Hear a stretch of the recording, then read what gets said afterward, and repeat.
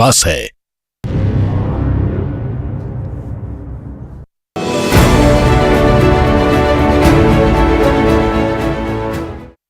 नमस्कार, बहुत स्वागत है आप सभी का। मेरे साथ आज एक बहुत ही खास मेहमान है, छत्तीसगढ़ के पूर्व उप मुख्यमंत्री, कांग्रेस के वरिष्ठ नेता टीएस सिंहदेव, जिन्हें जनता प्यार से टीएस बाबा कहकर बुलाती है। सर, कैसे हैं आप? मैं ठीक हूँ।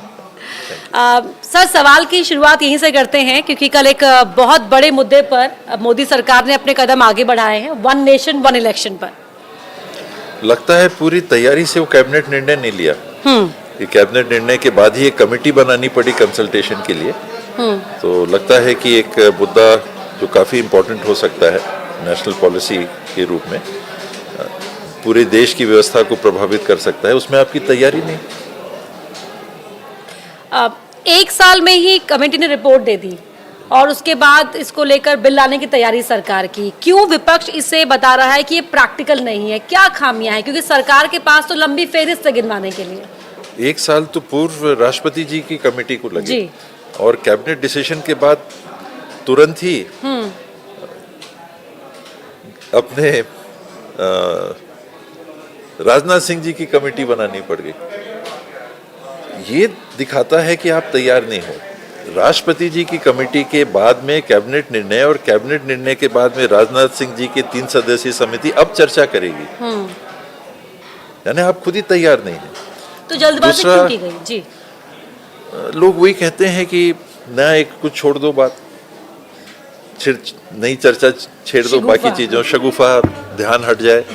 अगर आप सीरियस होते तो जम्मू कश्मीर, हरियाणा, महाराष्ट्र और झारखंड की यही इलेक्शन एक साथ करने के लिए आप पहल करते इलेक्शन कमीशन से। अगर ये बहुत गंभीर मुद्दा आपके लिए होता तो इन्हीं चुनावों को आपने राजनीतिक सुविधा शायद देखी। अब कट ऑफ डेट के चलते क्या करोगे? इन लोगों को 5 साल के लिए चुनी हुई सरकारों को गिरा दोगे। तो ये जो प्रैक्टिकलिटी है इम्प्लीमेंटेशन की, ये मुझे नहीं दिख रहा है कि कंसेंट मिलेगा। ठीक है सर, अब इससे आगे निकल कर आते हैं हरियाणा इलेक्शन पर जो चल रहे हैं। क्योंकि हरियाणा मैनिफेस्टो आपका उसमें बड़ी भूमिका रही, कोऑर्डिनेशन कमेटी का प्रभार आपके पास है। ये कहा गया कि जो हरियाणा का मैनिफेस्टो आया उसमें 2018 के छत्तीसगढ़ वाले मैनिफेस्टो की काफ़ी रिजेम्बलेंस देखने को मिली। क्या आपको लगता है कि हरियाणा में इस बार जनता का मूड या जो कांग्रेस की मेहनत है वो इस तरफ है कि जनता हरियाणा में कांग्रेस की सरकार लेकर आ पाए?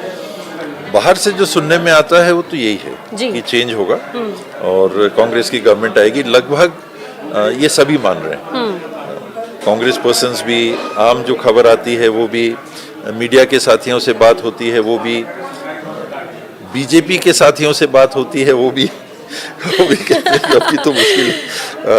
तो चेंज तो दिख रहा है। चेंज दिख रहा है सर, चेंज तो दिख रहा है। मूड में हम मान सकते हैं कि ठीक है, एंटी इनकम्बेंसी भी होती है और कुछ ऐसे इश्यूज हैं जिनको लेकर नाराजगी है, काफी वोकल है लोग वहां आकर। लेकिन एक और चीज है, वो है कांग्रेस की गुटबाजी। क्या आपको लगता है कि ये समझना होगा कांग्रेस के हर नेता को कि हमें अगर सत्ता में आना है तो हमें तमाम अपने जो इश्यूज हैं उनको भुलाकर पार्टी के हित में काम करना होगा? समझ पा रहे हैं सब लोग? मैंने कोई राजनीतिक दल नहीं देखा जिसमें गुट नहीं है जी। आप बीजेपी को देखिए तो उसमें ग्रुप दिखते हैं, एक राय नहीं दिखती। मोदी जी, अमित शाह जी हैं, नड्डा जी हैं, मान लीजिए ये 3 कुछ ज्यादा मिले जुले दिखते हैं। राजनाथ जी की बात आती है तो आदमी सोचने लगता है क्या है। गडकरी जी की बात आती है तो आदमी सोचने लगता है कि क्या है, एक टीम है या अलग राय है जी। अलग विचार है। अलग राय ना हो ये तो संभव नहीं है और वो हेल्दी है, अच्छा है। लेकिन खोने के ज्यादा जो स्टेक पर वो कांग्रेस के पास रहता है, ऐसा प्रचार में है। प्रचार से मैं आती हूँ राहुल गांधी पर। राहुल गांधी का एक अलग ही ट्रांसफॉर्मेशन हमें देखने को मिला और जाहिर तौर पर उसका फायदा जो लोकसभा चुनाव हुआ इसमें कांग्रेस को हुआ। कहा गया कि एक नैरेटिव कंप्लीटली 360 डिग्री चेंज हुआ राहुल गांधी को लेकर। लेकिन राहुल फिर अमेरिका गए और उसके बाद वहां उन्होंने जो बोला, जिस मुद्दे पर अपनी राय रखी, उस मुद्दे को लेकर हिंदुस्तान के अंदर विवाद हुआ। सिलेक्टिव एक्सर्प्ट्स को प्रस्तुत करने का भी एक चलन तेज हो गया है। अभी जो हाल में बयान आ रहे हैं राहुल जी के संदर्भ में, उनकी दादी जैसा हाल हो जाएगा, उनकी जबान काट के लाओ 11 लाख रुपए देंगे, सलाखे से उनकी जीभ को छेद कर दो, वो नंबर 1 टेररिस्ट हैं, इस प्रकार के जो बयान आ रहे हैं वो किस संदर्भ के आ रहे हैं।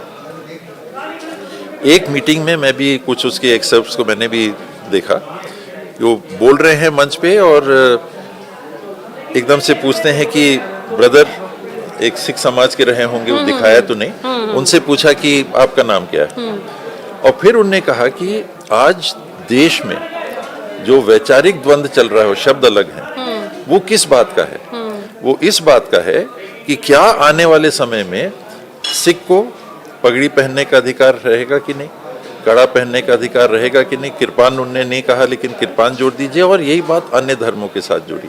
तो विचार क्या है इसके पीछे, वो कह क्या रहे हैं? उन्होंने सिख समाज में आज ऐसा हो रहा है नहीं कहा, 1 nation 1 tax, 1 nation 1 election, 1 nation 1 religion. हम किस तरफ जा रहे हैं? उनका जो वक्तव्य था 15 मिनट तो वो बोले ही थे, ज्यादा बोले भी नहीं थे। उनमें से एक ये छोटा हिस्सा था, वो किस चीज की तरफ ध्यान ले जा रहे हैं कि देश में जो विचारधारा चल रही है वो किस तरफ हमको ले जा रही है। ये चिंता का विषय, ये राहुल जी चिंता उन्होंने व्यक्त की थी, आप ये बड़ी गहरी गंभीर चिंता, मुझे भी वो चिंता है जी, आपको भी है।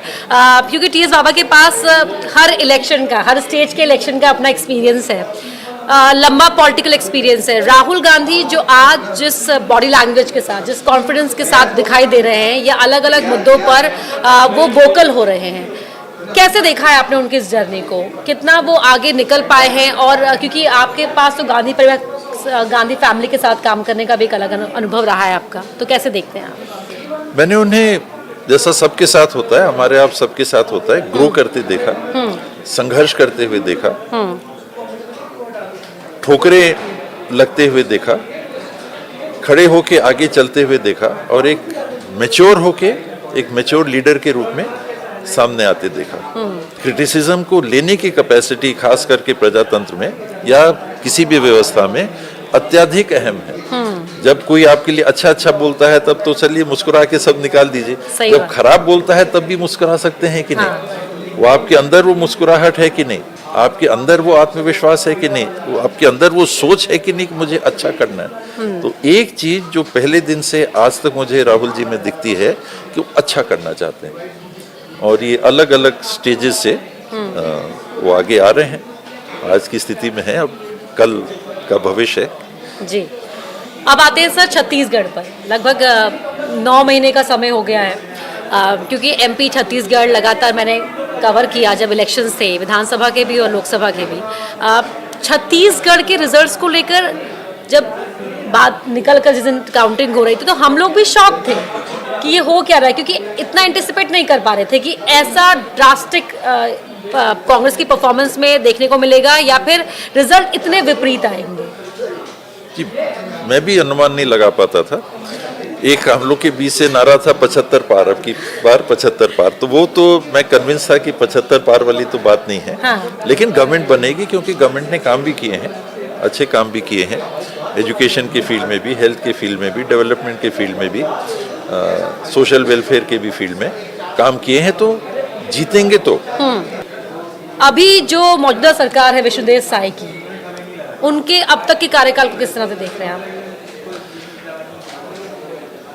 मैंने, मीडिया ने जब ये सवाल शुरू में पूछा था तो मैंने कहा कि 1 साल तक नहीं बोलूंगा। अच्छा। कि 1 साल काम करने दीजिए, सामने जी। गवर्नमेंट आई है, नई गवर्नमेंट है, बहुत नए चेहरे हैं, बहुत नए मंत्री हैं, पहली बार जो जीत के आए हैं वो डिप्टी चीफ मिनिस्टर बने हैं, मिनिस्टर बने हैं, पहली बार, फर्स्ट टाइम एमएलएज वो डिप्टी चीफ मिनिस्टर भी बनाया गया, दोनों deputy chief minister first time MLAs, and कई मिनिस्टर्स फर्स्ट टाइम एमएलएज। तो 1 साल काम करें फिर बोलें। बलौदाबाजार हिंसा के में कांग्रेस के विधायक जेल के अंदर हैं, तो इस तरह से बीजेपी कहती है कि जानबूझ के ये अनरेस्ट क्रिएट करने की कोशिश की जा रही है। जो बलौदाबाजार में घटना हुई, उसमें बलौदाबाजार के बीजेपी के जो जिले के अध्यक्ष हैं, वो सतनामी समाज के 4 प्रमुख लोगों के साथ कलेक्टर के पास जाते हैं और इस कार्यक्रम के लिए जोर दे के अनुमति मांगते हैं। यानी उनने कार्यक्रम कराने की अनुमति ली और फिर वो कार्यक्रम का आयोजन होता है। वहाँ अनुमान था कि 10-15 हजार लोग आएंगे, उसमें चंदा करके उनके भोजन की व्यवस्था कराई जाती है। जी, जिसमें पूरी तरह से बीजेपी भी आगे थी। सतनामी समाज का, जी। जो कांग्रेस के विधायक अभी जेल में हैं, वो जब आते हैं तो उनको मंच पे भी नहीं चढ़ने दिया जाता है, क्योंकि समाज कहता है कि नहीं, समाज का कार्यक्रम है। तो नीचे बैठते हैं और 10 मिनट बाद वो चले जाते हैं। उनकी संलिप्तता हो जाती है, लेकिन जो कार्यक्रम की अनुमति लेते हैं और सारा आयोजन कराते हैं, उनकी कहीं संलिप्तता नहीं दर्शाई जा रही। तो ये फिर कांग्रेस बीजेपी हो गया। ऑन मेरिट्स आप कार्रवाई करो, चाहे वो कांग्रेस का हो चाहे बीजेपी का हो, कोई दिक्कत नहीं। महिलाएं फोन कर रही हैं मेरे को, कोई बहन है, कोई पत्नी है, उनके बराबर फोन आते थे कि हमारे तो घर के थे, वो थे ही नहीं वहां, उनको भी बंद कर दिया गया। आप 160 से 200 लोग बंद हैं, और उन लोग जिस वजह से बंद हैं, वो ओरिजिनल जो घटना है उसके बारे में कुछ चर्चा ही नहीं हो रही। ऑर्गेनाइजर्स थे या जिन्होंने ऑर्गेनाइजर्स प्लस गुरुजी के जैद खम को जो काट दिया गया, आरी से काट जिन्होंने दिया किया, जो कल्प्रिट थे, जी। और वो ये बढ़ाई वाली आरी नहीं है, वो हैक्सॉ है, मशीन वाली आरी है, तो उसको चढ़ के वहां तक लोग ले गए, काट दिया। एकदम एक शब्द नहीं बोला जा रहा है उसके बारे में। ये गवर्नेंस, उचित गवर्नेंस नहीं। अब मैं आती हूँ स्टेट कांग्रेस के ऊपर। 2.5 महीने में बहुत बड़े प्रोटेस्ट कांग्रेस ने किए, काफी एग्रेसिवली। मध्य प्रदेश, छत्तीसगढ़, दोनों ही स्टेट्स में हम देख रहे हैं कि कांग्रेस के कार्यकर्ता, उनमें एक अलग सा उत्साह दिख रहा है। 15 बड़े प्रोटेस्ट होते हैं, लेकिन टीएस बाबा कहीं नहीं थे। नहीं, मैं उनमें से कई में था। अच्छा। और दूसरा वो व्यक्तिगत बात हो जाती है, वाइफ इल थी। हाँ जी, हाँ तो जी। मैं 7 महीने तो मैं बॉम्बे में और दिल्ली में था, हॉस्पिटल में उनके साथ था। तो एक वो कारण है। तो इसमें पॉलिटिकल ओवरटोन कहीं नहीं है। अच्छा। कि मैं कांग्रेस में रहते हुए मैं पीछे कर रहा हूँ या नहीं काम कर रहा हूँ। मान लीजिए अभी मेरे को दिल्ली में ड्यूटी मिल गई कि मैनिफेस्टो में आप जी अपनी भागीदारी रखिए, तो अब रायपुर में कार्यक्रम हो रहा है तो मैं कैसे करूं? और जब जब मैं रहा हूं तो जो इम्पोर्टेंट इवेंट्स रहे हैं उसमें मैं रहा। दीपक बैच को पार्टी ने फ्री हैंड दे दिया है, और लेकिन दीपक बैच की टीम नहीं बन पा रही। क्या एक बड़ा सवाल उनके आगे ये भी हो सकता है कि जितने सीजन्ड हैं, सब जो बड़े लीडर्स हैं, उनको कैसे उनके बीच में कोऑर्डिनेशन बैठाया जाए, या कहाँ किसको एडजस्ट किया जाए? दीपक जी सबसे बात भी कर रहे हैं, सभी सीनियर लीडर से बात भी कर रहे हैं। मेरे से भी उनने बात की, भूपेश से भी बात की होगी, महन जी से भी बात की होगी। अन्य जो सीनियर लीडर्स हैं, धनेन्द्र साहू जी हैं, सत्यनारायण शर्मा जी हैं, अकबर जी हैं, रविंद्र चौबे जी हैं, अन्य लीडर्स आप छत्तीसगढ़ से परिचित हैं, अपन नाम ले सकते हैं। हाँ जी। तो कंसल्ट करके मेरी जानकारी में ये निर्णय हुआ है कि एक तो जो पद खाली हैं, हाँ। कांग्रेस छोड़ के चले गए या जिस कारण से वो पद खाली हैं, उनको तत्काल भरा जाए। और कुछ ऐसे जगह जहाँ की वो इफेक्टिवली काम नहीं कर रहे हैं, उन लोगों को बदल के कुछ नए लोगों को जवाबदारी दी जाए। ये अभी चल रहा है और मेरे ख्याल से हो जाएगा। एक बड़ा चेहरा, आदिवासी चेहरा है नंद कुमार साहब, आए थे बीजेपी छोड़कर कांग्रेस में, लेकिन वापस से अब चले गए हैं बीजेपी में। वो जल्दबाजी में ही लिया गया, मैं मानता हूँ। जी। बहुत जल्दी ये सब नहीं करना चाहिए। लेना करना, जोड़ के जोड़ना जल्दी नहीं करना चाहिए। मैं कभी इस पक्ष में नहीं रहा। डिसिप्लिनरी एक्शन लिया है तो एक सस्टेन्ड होना चाहिए। आज एक्शन लिया, कल फिर वापस आप ले लो। दूसरे पार्टी के लोग हैं, यथासंभव पूर्ण परहेज होना चाहिए लेने के लिए कि आप वहाँ हो, अपने विचार से चलो, हमारे विचार ये है, तो आज आपकी विचारधारा कुछ और है, दूसरे दिन एकदम विपरीत विचारधारा में आप बोलने लगोगे, तो मेरे को वो जमता नहीं है। अच्छा। तो केवल उनकी बात नहीं है, एज अ पॉलिसी मैं इस बात का पक्ष, मैं पक्षधर नहीं हूँ कि ये आना जाना ऐसा। डेमोग्राफिक चेंजेस को लेकर जो बीजेपी रूलिंग स्टेट्स हैं, उनके सीएम बहुत वोकल रहे हैं। छत्तीसगढ़ में चुनाव से पहले धर्मांतरण भी एक बड़ा मुद्दा था, और अगर हम इस पर आए कि भोले भाले आदिवासियों को बरगलाकर या प्रलोभन देकर इस तरह की चीज़ें हो रही हैं, और बीजेपी तो बहुत खुलकर ये बात उठाती है कि कांग्रेस का पुश रहा है इस तरह की नीतियों को बढ़ावा देने में। मुझे याद है जब रमन सिंह जी मुख्यमंत्री थे तो ये बात कही जाती थी कि सबसे ज़्यादा ईसाई धर्म में लोगों का जुड़ना, धर्मांतरण होना, ये हुआ था। जोगी जी जो ईसाई समाज के थे, उस समय की बात नहीं आती है। रमन सिंह जी के समय सबसे ज़्यादा बात आती है। तो ये तो पॉलिटिकल बात होगी। आप ईसाई समाज की प्रतिशत जनसंख्या देखिए, आजादी के पहले से ये बढ़ा है, आजादी के पहले से। अंग्रेजों का शासन जब था उस समय आप सरगुजा के उदाहरण देखिए तो 1931 में जो जनगणना हुई थी उसमें ईसाई करीब 26 थे, आज 2 लाख होंगे। जहाँ 26 थे अब 2 लाख होंगे। हाँ। तो ये आजादी के पहले जो ट्रेंड चला होगा या उनकी जो एक्टिविटी हुई होगी वो हुआ होगा। अब जो समाज में धारणा है, चाहे वो कांग्रेस हो चाहे भाजपा हो, वो ये है कि नहीं, धर्मांतरण हम पक्ष में नहीं। और जैसे बगल के दिलीप सिंह देव जी थे, भारतीय जनता पार्टी से जुड़े हुए थे, उनने घर वापसी का एक कार्यक्रम चलाया था, तो ठीक है। प्रलोभन बिल्कुल नहीं, धर्मांतरण ये अब जो है धर्म के, जिस धर्म के लोग हैं उनको अपना विचार और अपनी उसके हिसाब से फॉलो करिए, आगे के लिए विस्तार नहीं, सीलिंग। एक आखिरी सवाल आपसे सर, नक्सलवाद को लेकर लगातार केंद्र सरकार की ओर से अलग अलग मुहिम चलाई जा रही है और अमित शाह ने ये बोला है हर मंच से कि बहुत फायदा भी हो रहा है, बहुत नक्सली जो है वो वापस आ रहे हैं, वापस लौट रहे हैं, तो 2 साल में पूरी तरह से खात्मा हो जाएगा नक्सलवाद का। ये उन्होंने लक्ष्य रखा है जी, और ऐसे लक्ष्य रखे भी जाते हैं अंजाम तक पहुंचने के लिए, वो अच्छी बात है। पर लॉ एंड ऑर्डर की जो स्थिति बात है वो राज्य सरकार की है, केंद्र सरकार की नहीं। केंद्र सरकार सहयोगी है। आज भी जो स्टेट में जॉइंट फोर्सेस का जॉइंट कमांड है वो मुख्यमंत्री के पास है, तो ठीक है, वो अपना माइलेज लेने के लिए कहा जाता है कि हमने किया है। और केंद्र सरकार के कई बलों का सहयोग लगता है। जब छत्तीसगढ़ बना था तो शायद 4 या 5 कंपनियां थी, आज 60 से ऊपर होंगी। अच्छा।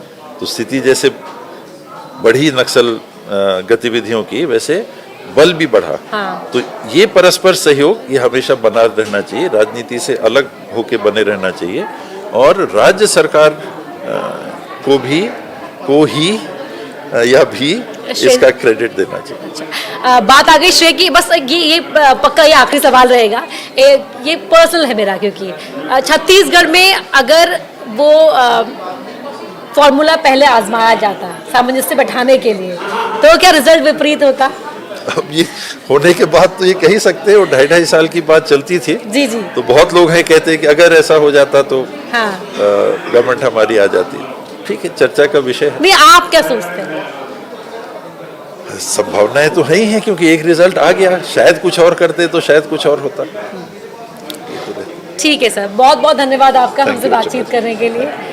तो ये थे हमारे साथ टीएस सिंहदेव जी, टीएस बाबा, और उम्मीद करते हैं कि बेबाकी के साथ जिन्होंने सवालों के जवाब दिए वो आपको पसंद आएंगे। अपने जो भी आपके कमेंट्स होंगे जरूर शेयर कीजिएगा। धन्यवाद। Thank you.